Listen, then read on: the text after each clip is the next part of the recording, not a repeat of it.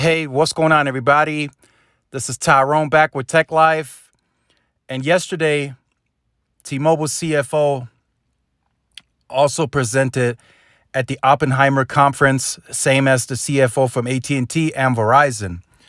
So it was a very interesting discussion. It was about 30 to 40 minutes.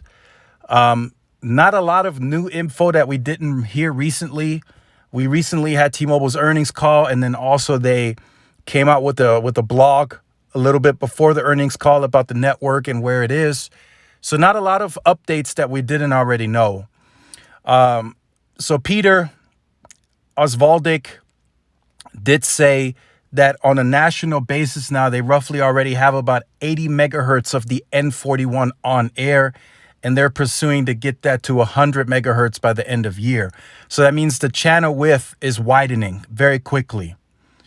He did mention that he did mention that they're covering 305 million pops with the extended range, the low band, which we already knew.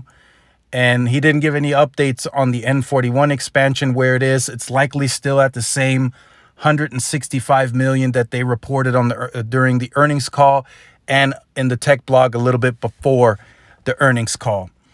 So he did talk about the churn, which we got another great article from Fierce Wireless. I'll leave that in the description down below so you guys can check it out in its entirety. T-Mobile CFO touts low Magenta churn rate. So he is talking about the Magenta, the T-Mobile native base that are on the T-Mobile network. That churn is the lowest, is what he discussed. He's like, you combine that with the Sprint churn, they have the highest churn rate in the industry at about 0.87%. They're working on getting that lowered, but he says that's going to take time. It's going to take a little bit of time. They have to shift that Sprint base over to the T-Mobile team of experts. They're hoping to get most of that base onto the T-Mobile billing system, the app, just to give them the full experience of the value and the brand and everything on how it's incorporated into one ecosystem is basically what he referenced. And as they do that, he feels that churn is going to get lower.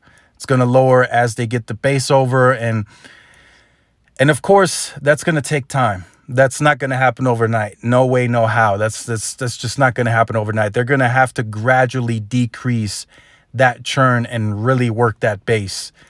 And a part of that, a lot of that has to do with the networking. From what I'm hearing is some people just don't have a good experience on the TNX. There's some standalone 5G that could decrease performance. Some people are reporting a bunch of issues. Some people are reporting they don't have HD no more. It's kind of crazy. Some have reverted back to going back to the TNA SIM, the Sprint SIM. They're going back to the Sprint SIM. I've seen it. I've seen comments reported that is happening as well. So they have to get that figured out. I think they will. It's just going to take some time. And then there were a couple of references made about the macro and the densification and that environment, the small cell environment.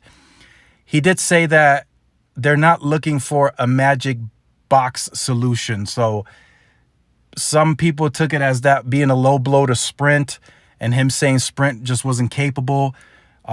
Again, he referenced that they want to be a macro-based network. Architecturally, that's what they want to do. They will build some small cells where it's needed, but other than that, they want to be macro-based.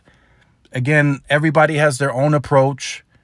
If there's enough Sprint sites for them to tighten that grid really tight, maybe every mile a site, maybe every half a mile in some areas, maybe even closer together in some urban environments, then that's fine. If they want to use those small cells in very specific neighborhoods and areas where they can't get a macro to, whatever works for them to give the capacity to the customer.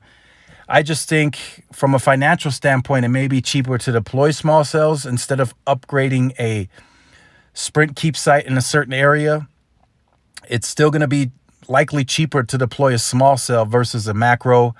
But that's up to T-Mobile. They said everything that they have in the plan that they guided for money-wise, it's all funded by the synergies, and they're not spending a penny more outside of what they guided. And everything that they're increasing is to accelerate something that's going to help them gain more profits. So let me know what you think about this in the comment section down below.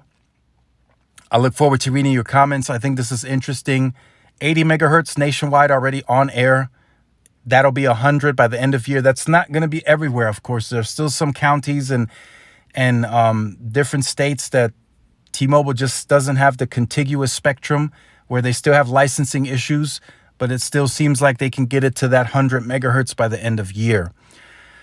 So if you have been on the channel or you're new to the channel and you have not yet liked, shared, subscribed, make sure you do so. Hit that notification bell so you are notified when I do upload content.